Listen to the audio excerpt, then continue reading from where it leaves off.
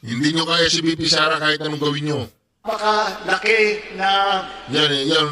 kayamanan. Yan, lumilipad na yan. Si Bongbong, high na yan.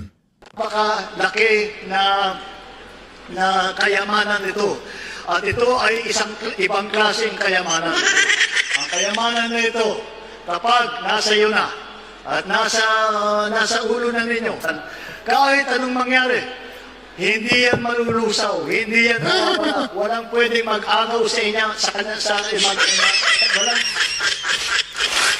pwedeng mag-agaw ng Hoy!